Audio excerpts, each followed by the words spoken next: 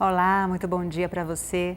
Ontem pela manhã, médicos, pesquisadores e gestores se reuniram na Câmara para discutir um tema polêmico: o uso medicinal da maconha e seus derivados. Um debate complicado, difícil, mas que precisa ser feito. Assim, o vereador Osmar Ricardo definiu a audiência pública sobre o uso medicinal da maconha realizada no plenarinho da Câmara.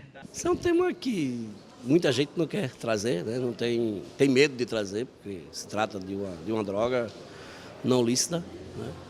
Mas que ajuda na medicina a questão da construção de vários tratamentos na área de saúde. Então, acho que um debate tem que ser feito, a sociedade tem que aceitar isso, porque tem drogas piores do que a maconha, que é a bebida, né? Que é legalizada, que mata muitos pais de família, muitas pessoas durante o final de semana, durante feriados, é notório isso. Então é preciso encarar as coisas com realidade, parar de querer esconder, né, as coisas embaixo do tapete. É preciso que a gente debata, porque em vários países do primeiro mundo, como no México, nos Estados Unidos, na Alemanha, já existe, né, tratamentos com a erva, né, com a cannabis nativa. Então, eu acho que é um debate importante para a sociedade do Recife. O médico Rodrigo Cariri, que é professor da Universidade Federal de Pernambuco, foi o primeiro palestrante e falou sobre as evidências científicas sobre o uso da maconha em tratamentos médicos e os casos em que a cannabis sativa traz resultados benéficos para os pacientes. De estudos que foram feitos em populações extensas, não são estudos individualizados, nem estudos de uma amostra pequena de pacientes. Nós estamos falando aqui da experiência de uma ou outra pessoa. Nós vamos falar aqui de estudos que são chamados de revisões sistemáticas, que reúnem vários estudos feitos em vários lugares do mundo, que mostram benefícios em algumas situações clínicas específicas. Por exemplo, na esclerose múltipla, que é uma doença de uma desmielinização do sistema nervoso. Por exemplo, no tratamento coadjuvante, o paciente com câncer, em uso de quimioterapia para coibir vômitos e para melhorar o apetite e assim facilitar a recuperação do paciente. Em algumas situações de dor crônica também nós vamos ver uma evidência clara. Há outros estudos, por exemplo, no caso das demências, ou no caso de agitações psicomotoras nos quadros demenciais, em que o benefício é contestado. Há tanto benefício quanto malefício e os dois se equivalem. E outras situações clínicas. A maconha possui 400 substâncias ativas, entre elas 60 canabinoides, com efeitos psicoativos, alucinógenos, entre elas o THC e o canibidiol. Rodrigo Cariri apresentou na audiência pública estudos realizados em outros países, que mostram a eficácia da maconha em diversos tratamentos. Mas alertou que é preciso observar caso a caso e colocar na balança, avaliar os benefícios diante dos prejuízos. Então é preciso observar as experiências internacionais a longo prazo, não pode ter a euforia de acreditar imediatamente que uma experiência vingou e por isso a gente tem que acompanhá-la, segui-la, mas as experiências estão sendo bem-sucedidas, então é preciso discuti-las. Agora, no uso terapêutico também é preciso tomar cuidado com a dosagem, né? Com certeza, como tudo, né? Apesar da droga da maconha, ela ser uma droga muito segura em termos de possibilidades de overdose, a gente não existe relato na literatura de nenhuma overdose de maconha, né? É muito provável que o usuário adormeça muito antes que ele consiga ter alguma complicação clínica por conta de uma superdosagem. Ainda assim é necessário. Falar de superdosagem, a gente tem que falar de diversas maneiras, né? Tem uma superdosagem única num evento isolado, uma vez só, mas tem a superdosagem crônica, que a pessoa, nesses casos, são os casos mais comuns da gente chegar com problemas clínicos, né, para o consultório do médico, de pessoas que fazem um uso crônico, prolongado e muito intenso, com dificuldades de acompanhar as suas atividades cotidianas. Mas esses casos, por exemplo, a gente tem muita dificuldade de chegar ao paciente porque é proibido. O paciente e a família têm medo de abrir, de revelar o caso, porque pode ser preso, pode ser implicado em algum artigo do Código Penal, né? Para o tratamento da dor crônica foi observado algum benefício, mas com efeitos colaterais. Para o tratamento da esclerose múltipla, os benefícios são evidentes. No combate à náusea e vômito em pacientes com câncer que realizam quimioterapia, a maconha se mostrou mais eficaz do que medicamentos tradicionais. Para a demência, não há benefícios comprovados. E nos pacientes com AIDS, a droga foi eficaz para a perda de peso e redução de ansiedade. A quantidade de estudos é pequena, porque a proibição dificulta e até inviabiliza as pesquisas. Como é que eu posso pesquisar alguma coisa nesse sentido no estado de proibição que a gente tem, né? A limitação dos estudos também se dá pelo fato de que poucos países e estados no mundo autorizaram o uso medicinal. Então, a gente vai ver nos estudos que os estudos se dividem em estudos que usam derivados ativos da droga, sintetizados em laboratório, e estudos que usam a planta.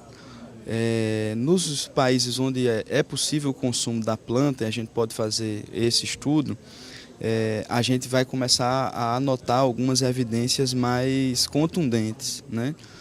Mas ainda há pouca observação clínica para eu poder trazer aqui isso como uma suposta verdade, né? Mas também tem que ter cuidado porque existem também os malefícios, né? Isso, mas sem dúvida nenhuma, para a ciência, né, para a pesquisa, os malefícios estão muito mais relacionados ao combate ao uso, à proibição, do que ao uso, como uso recreativo. Quer dizer, a proibição impede que a gente enxergue a dimensão do uso recreativo, a gente não possa saber no Brasil, no estado de Pernambuco, na cidade do Recife, quantas pessoas de fato usam e que eventos essas pessoas possam ter decorrentes do uso. Então, ninguém vai chegar para o médico e vai dizer assim, olha, eu fumo e quero saber se minha saúde está bem porque eu fumo, porque aquilo é um ato, né, uma coisa que está proibida e ele ali só está entregando o delito, né, o crime. Existem também estudos sobre o uso da maconha no combate à dependência de crack, segundo o representante da ONG Se Liga, que discute o consumo de álcool e outras drogas. Tem uma pesquisa lá na Unifesp, né, de Dartiú Xavier, um professor da Universidade de São Paulo, em que ele fez com usuários de crack. E ele propunha, não fornecia maconha porque não pode, mas propunha que esses usuários substituíssem o crack pela maconha. Ao final dessa pesquisa, 80% das pessoas que participaram deixaram de usar crack. E em seguida, mais da metade deixou de usar maconha também. Então, esse é mais uma pesquisa, teve que ser interrompida, porque aí entrou a justiça, né, tem todo um protocolo para você conseguir fazer essa pesquisa. E esse é só um exemplo de como pode ser aproveitada essa questão da cannabis ativa. Do ponto de vista da segurança pública e da legislação, o gestor do DENARC, Renato Rocha, disse que o tema é delicado e é preciso discutir como usar com fins medicinais uma droga que é ilegal. A aquisição dessa droga para fins medicinais, ela tem que ocorrer de alguma maneira. E essa maneira é que, até então, né, à luz da legislação atual, essa maneira se dá através do tráfico de drogas, né? E essa é a grande preocupação. Como é que isso funcionaria? Como se operacionalizar essa aquisição, né, para esses fins terapêuticos. Se o Estado vai mudar a legislação, se o Estado, eu digo o Estado brasileiro, a União, né, a Federação, se ela vai permitir a aquisição em algumas farmácias de Estado, não sei, né? Essa é a grande discussão que se tem que se fazer para que essa preocupação, que é uma preocupação positiva, por estar buscando a melhora, né, social, algumas pessoas podem estar precisando realmente se utilizar de medicamentos com base em cannabis sativa para poder ter um ganho de vida. Mas essa operacionalidade de como isso vai acontecer é que precisa ser realmente discutida. A secretária municipal de Direitos Humanos, Elizabeth Godinho, se mostrou favorável à prescrição medicinal da maconha. Ela disse que o problema não é a droga, mas o uso que se faz dela. Tudo aquilo que é propagado para a cura, para a vida, eu acredito que toda pessoa entende como algo positivo. Então, por essa razão, qualquer pesquisa, qualquer estudo que venha colocar o uso benéfico de substâncias em favor da vida, não tem como a gente não emitir uma opinião favorável em razão de que a dignidade das pessoas, elas estão em primeiro plano na ótica dos direitos humanos. Então, saúde, vida, tratamento, possibilidade de tratamento, condições, serviços acessíveis, isso tudo é muito importante para a vida das pessoas. O sociólogo Marcílio Brandão pesquisou e descobriu que desde a chegada dos portugueses há registros da presença da maconha no Brasil. E lembrou que no século XVI ela era a planta mais utilizada na produção de tecido. E há mais de 200 anos já se conhece no Brasil as propriedades medicinais da maconha. A coordenadora da Marcha da Maconha, Ingrid Farias, afirmou que conhece pessoas que utilizam com sucesso a cannabis sativa com fins medicinais. Conheço pessoas que têm câncer e que fazem esse uso medicinal para a questão dos enjoos. De fato, é muito importante, entendeu? De fato, acontece, o pessoal, quando usa, fica mais aliviado, consegue comer, consegue até viver melhor, entende? Porque quem tem câncer sabe que é muito desgastante, é muito cansativo você passar por um processo de quimioterapia de horas, né? E você sair de lá e você vomitar e você não conseguir se alimentar, você às vezes não conseguir andar até por forças. Então, eu conheço pessoas que têm câncer, eu conheço pessoas que têm AIDS, que também fazem uso da maconha como para aumentar o apetite, né? Então, assim, eu acredito que a gente tenha já aqui no estado, a gente tem no Brasil como um todo, uma grande quantidade de pacientes que podem utilizar a maconha como forma terapêutica, podem ajudar no tratamento dessas doenças. O senhor é a favor, então, do uso medicinal? Sou a favor. Eu acho que esse tratamento, pelo que eu acompanhei pela internet, pelo que a gente vê, e que a gente conversa, inclusive, com vários médicos aqui mesmo no Recife. Eu já fiz outra audiência pública aqui, eu acho que há 2 anos atrás, e foi um debate importante, com bastante gente participando, inclusive com o pessoal do movimento evangélico que era contra esse tratamento, como o pessoal era contra também, né, em outros momentos, na questão do uso da célula-tronco, né, e que depois foi uma realidade de cura para muitas pessoas. Então, eu acho que é uma forma de fazer um debate com muita clareza. A equipe campeã mundial de robótica teve um encontro essa semana com o prefeito Geraldo Júlio.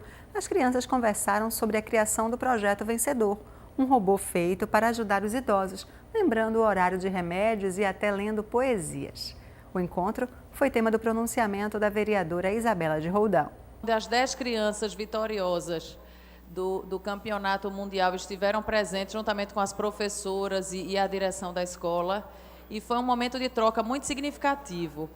E eu gostaria inicialmente de compartilhar isso com Vossas Excelências, dizer da alegria que foi, da emoção que foi ouvir aquelas crianças entre 12 e 14 anos falando do projeto que foi desenvolvido, da dedicação que foi empenhada por mais de 6 meses, incluindo os trabalhos aos sábados. As crianças dedicaram os sábados. Inclusive, a segunda-feira de carnaval, eles estavam juntos, estudando, treinando, montando, especialmente treinando a língua, porque eles precisavam falar inglês. Mas, enfim, foram vitoriosos e, assim como a vitória, nada é em vão, né? Fruto de muito trabalho e de muita dedicação.